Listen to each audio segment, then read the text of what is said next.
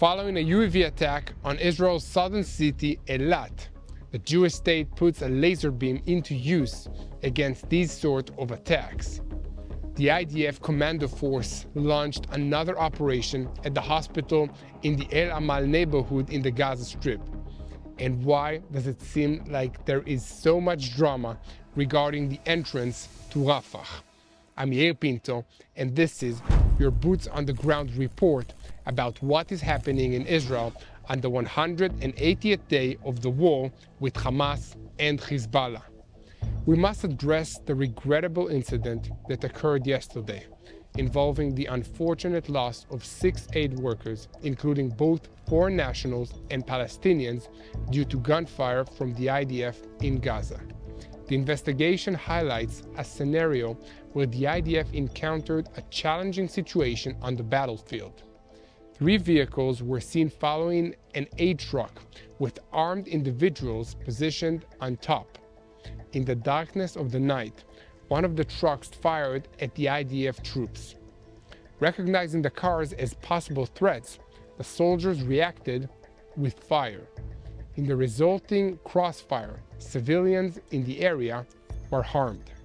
The Israeli Chief of Staff, Herzi Halevi, commented overnight on the investigation that was presented to him about the death of 7 workers of the Global Central Kitchen Aid Organization.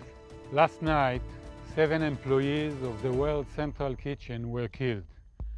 WCK is an organization whose people work across the globe, including in Israel, to do good in difficult conditions.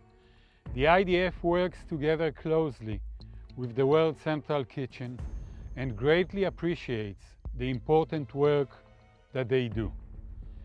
The IDF completed a preliminary debrief. I want to be very clear. The strike was not carried out with the intention of harming WCK aid workers.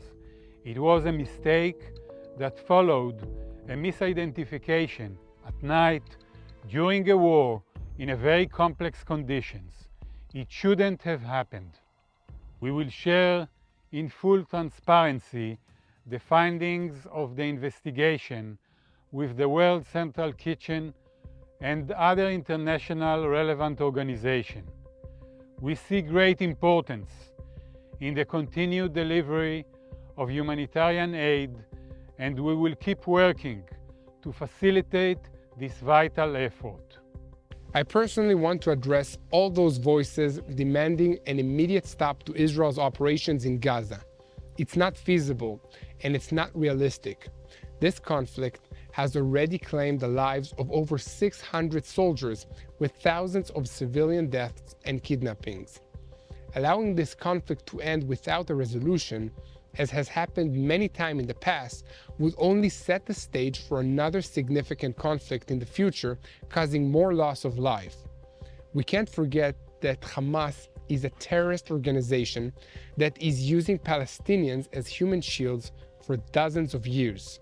With Hamas in charge of the Gaza Strip, there is no future for the Palestinian people and no possibility for peace with Israel. While we persist in this defensive war, we are faced with increasing anti-Israel demonstrations and condemnations from all over the globe. This is incomprehensible to me personally, considering that any nation subjected to such a barbaric attack like what happened on October 7 would do anything to prevent something like this from ever happening again. I can't think of any nation that would tolerate this, and never mind not retaliating and trying to retrieve our hostages. Many experts speak highly about Israel's ability to minimize civilian casualties and its policies in this war in order to do so. Sadly though, the haters shout more loudly, especially when isolated incidents like this one take place. That is why I am asking you to unite with us for the sake of the truth. Share our videos on YouTube, subscribe to this channel, and follow us on social media. Please take a second and click on the follower button. Thank you so much for your support, and please join us in prayer for the peace of Jerusalem. Getting back to the news from the Gaza Strip, where the IDF is operating in the El Amal neighborhood of Khan Yunis. The raids are carried out in the most precise way possible and have led to the elimination of dozens of terrorists and the discovery of large stockpiles of weapons and ammunition. In addition, soldiers from the Egoz unit have arrested dozens of terrorists who left Nassar Hospital and were transferred for further investigation to the 504 Intelligence Division and the Israeli Shin Bet agency. The forces also completed sweeps of the Nasser and El Amal hospital in order to make sure that the terrorist organization Hamas did not re-establish its infrastructure there, as happened in the Shifa hospital in Gaza City. Meanwhile, Israel is developing a solution against the UAV attacks. The new system uses a laser to track and destroy incoming UAVs. This development is coming to light just 2 days after the unusual attack in Damascus attributed to Israel, in which a senior Iranian Islamic Revolutionary Guards official, Mohammad Reza Zehadi, was eliminated. Israel is closely watching the skies in anticipation of incoming UAVs, which is the preferred method of attacks by Iran and its terrorist proxies in the region. The threat of UAVs has already been seen in this war, as Israeli airspace has been infiltrated by aircraft launched from Syria and Lebanon, as well as from more distant destinations such as Yemen and Iraq. Most of Israel's air defense systems have been developed to counter missiles, so UAVs are a different problem. These UAVs, sometimes called suicide drones, are difficult to detect and shoot down because they fly low and slow, unlike cruise missiles and ballistic missiles. Also, UAVs have a low radar profile, which makes them hard to detect at a distance, and they also have the ability to maneuver in a flight. The solution Israel has come up with is a laser to track and burn the incoming UAVs out of the sky, and we are very close to having a laser which is ready to be used in the field. This is a good place to tell you that this weekend, a special episode of my new series, My State, will talk about the attempted blockade of the Red Sea by the Iranian-backed Houthi rebels in Yemen and how Israel found a way around it. Stay tuned for this episode. Switching focus to Israel's diplomatic efforts, this week Defense Minister Yoav Gallant met with his counterpart, U.S. Defense Secretary Lloyd Austin in Washington. According to the report in The Times, the United States believes that Hamas rule in Rafah can be eradicated by taking the following steps: targeting and hitting the heads of Hamas and the organization's leadership in the city, reliable and effective steps to evacuate the population from Rafah, full security of the border between Rafah and Egypt, the destruction of the smuggling tunnels connecting Rafah and Egypt, and increasing the humanitarian aid flows into the city. This last item will need careful planning, as we know Hamas likes to hijack humanitarian aid shipments meant for the Palestinian civilian population. Meanwhile, the American plan has several other details on which opinions are divided among Israelis. The main difference in opinion comes from the form of evacuation of Rafah. According to the Americans, a floating island will be built and about 1 million people will live on it.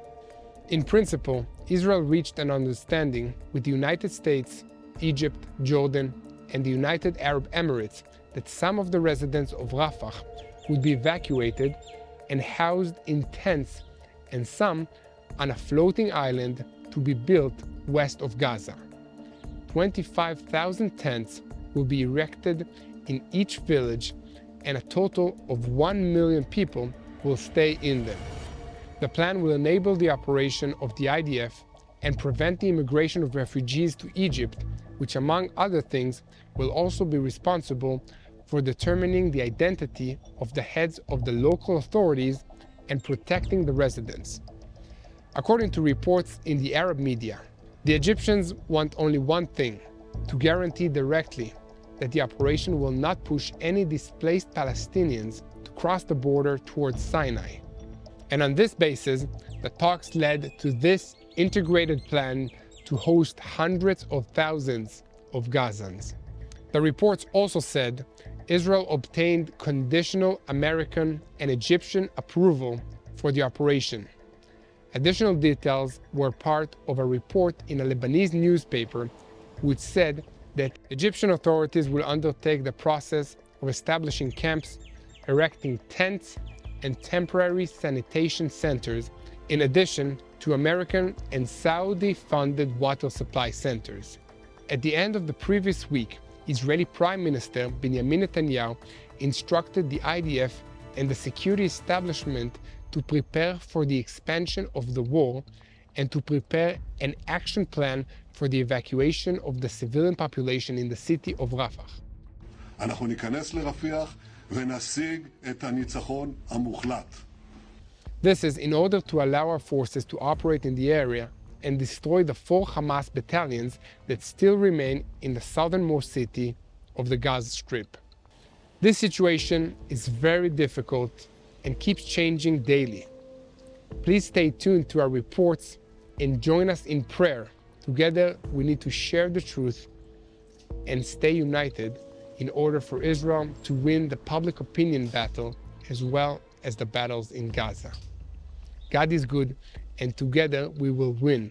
Thank you for your prayers, and keep praying for the peace of Jerusalem. Hello, this is Mati here in Jerusalem with TBN Israel. This is Yair Pinto from TBN Israel here in Jerusalem. TBN Israel is keeping viewers informed with Israel-focused news, culture, and what God is doing in this land. Support TBN Israel today online at tbn.org/Israel. Thank you.